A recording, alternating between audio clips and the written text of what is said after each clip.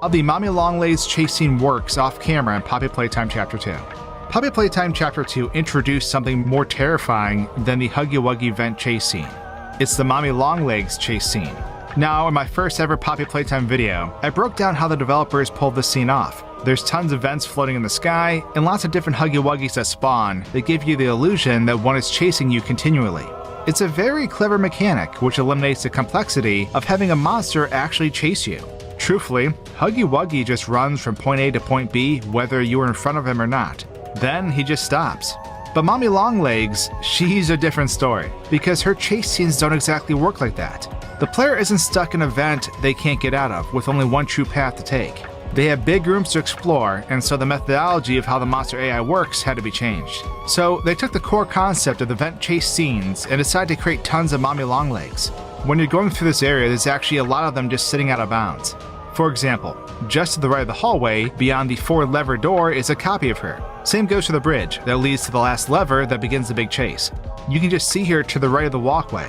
This one is kind of funny because sometimes the game logic doesn't keep track of this one. So if you pull the final lever and start the big chase scene, and then die, when you respawn you can turn around and see an inactive Mommy Longlegs just sitting on the wall. This one won't ever activate or attack you. But if we pull the lever now, another one will appear despite this one still being stuck on the wall. In case you were wondering, the one behind the final gray lever is stored down the cliff. There's also a subscribe button down there, in case, you like my silly videos. Come on, it's free. So we know the location of Mommy Longlegs in the chase scene, but now let's talk about how they chase the player, because that's what makes these so interesting. So Mommy Longlegs is designed to find the shortest route to the player. This allows her to move down hallways and follow you, but she also has some extremely deadly failsafes. For one, if the player can't be detected or is off the ground too long, you will get automatically killed. This one seems to only apply to the final one that appears by the lever, and I'm not entirely sure why. I've tried flying through walls even to get away from it, and I just get killed out in the void. It's kind of like how the Huggy Wuggies and Wacka Wuggy can kill you anywhere. Truly terrifying. But it's actually the first Mommy Longlegs spawns that are the worst, because they are basically a train that never stops coming after you. The way these enemies work is that they tend to walk on top of any object in their path. They will always appear on whatever is in front of them, whether that be an object in the room or the max head of a wall. But when they are airborne without any ground, they truly become nightmare fuel. And this is because the game lets them fly. Yes, Mommy Longlegs can fly. In fact, she'll follow you anywhere you go out in space. No matter how far you run or where you hide, she will find you. I tried running as far as I could and even warping to different parts of the level, and she always found me. She can kill you through walls and walk through doorways, so there's nothing you can do. I really wanted to try to see if I could run from her and board the train, but I couldn't get it to work since the Mommy Longlegs that triggers the rooms for the train area is the one that instantly kills you if you try to leave the ground. So my quest to flee this crazy mom was unfortunately ruined. You'll notice that there are also hands that try to grab you in this final chase sequence too. These long arms just stretch out from different places, but you'll notice that you often can't see where the hands are coming from.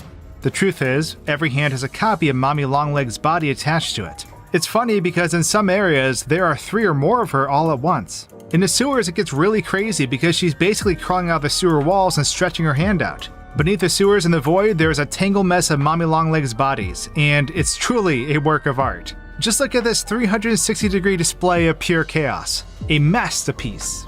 There is, however, a T-posing Mommy Longlegs just floating out in the void. It's a bit odd, because none of the other versions of the character in this area are like that. But this one is just chilling here, asserting her dominance. There's text floating out in the void too, which I did cover in another video. They seem to be text phrases used by developers to pace out the flow of the chase scene. There's also other objects, like doors, developer art, and other things scattered out of bounds that are pretty cool. Now after you escape Mommy Longlegs and enter the tunnel that has a blue hand door, there's actually something very interesting that can occur. Normally, you have to open the blue hand door, and while it's opening, Mommy Longlegs appears in the hallway behind you, chasing you. Once you get in the room with the lever, she'll rush in, and that is when you're able to defeat her.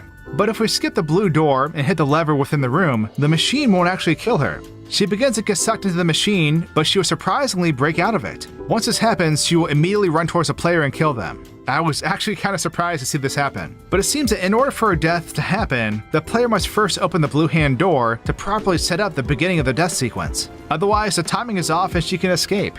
It definitely caught me off guard the first time. But that's how the chase scene works in Poppy Playtime Chapter 2. I hope you enjoyed this breakdown.